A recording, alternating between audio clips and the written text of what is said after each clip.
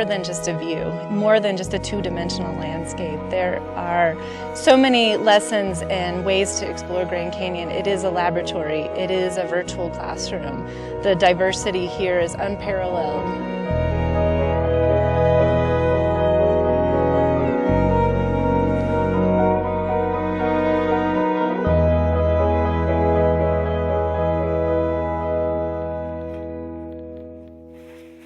There's a huge landscape that is just begging to be explored, and it really just takes a moment to stop in a side canyon or sit under the trees and really get to know all the things that this landscape has to offer.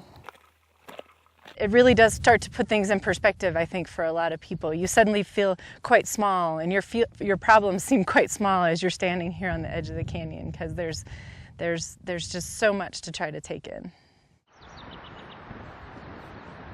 In Grand Canyon, you'll find a whole host of environments, everything from cool fir forests to hot, dry deserts, riparian zones, and over 1 million acres of wild landscape that have been the stage for human exploration and inspiration for generations. Most of Grand Canyon's visitors first arrive on the South Rim. Very few of those folks actually find their way over to the North Rim, and even fewer descend into the canyon itself. Statistics tell us that only about 5% of our visitors actually will drop down below the rim. These folks arrive at the canyon and they find their way to the first viewpoint. They look down into this two-dimensional landscape and feel that they have experienced Grand Canyon. But what they're missing out on is the opportunity to really explore the inner canyon and experience the diversity that this place has to offer.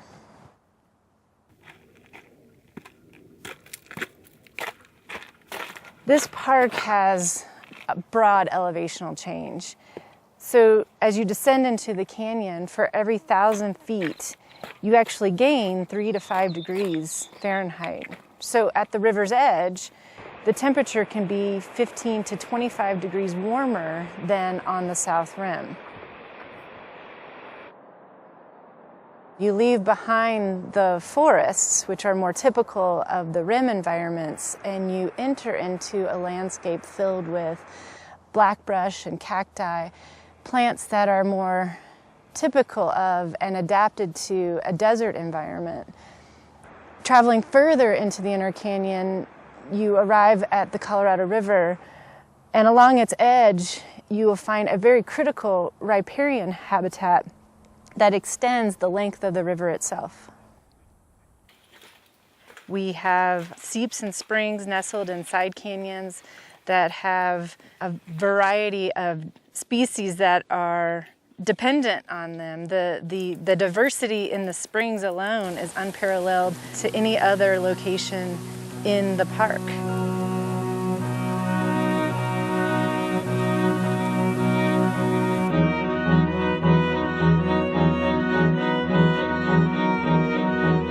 Almost 94% of the park is proposed wilderness. As such, it is managed and protected as though it is wilderness.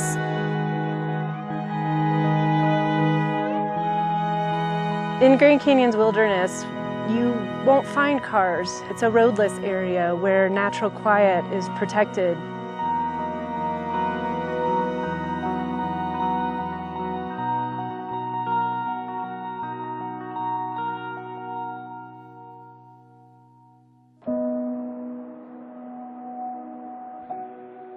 There are places where you can descend below the canyon, where the air is still, where you have only yourself and the rocks around you and the plants, and suddenly your senses become tuned to the lizards scurrying in the rocks, or the sounds of the canyon wren, or the dripping of the springs. Those are the experiences that are wild.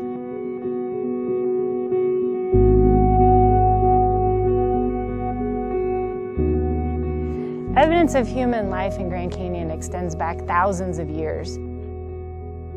Some of our first explorers arrived on the rim, peered down into the canyon as so many people do today, but they saw it as an impassable chasm. They saw it as lifeless, undesirable, a place that no one would ever visit intentionally. These expeditions opened up the opportunity for artists and photographers to capture the imagery of Grand Canyon and share it with the nation and ultimately the world, which really helped to bring about our appreciation for the scenic value of this landscape.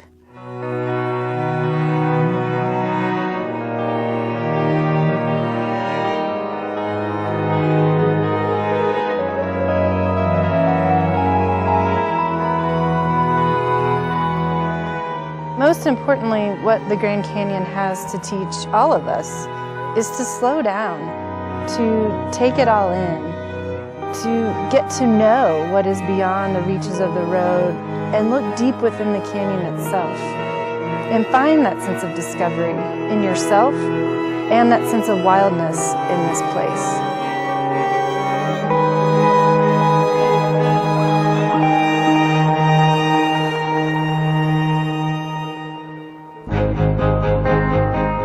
It's the canyon itself that brings together the human history and the science. It's not just a canyon, it's the grandest canyon. There are deeper, there are wider, there are longer canyons, but none of them are the Grand Canyon.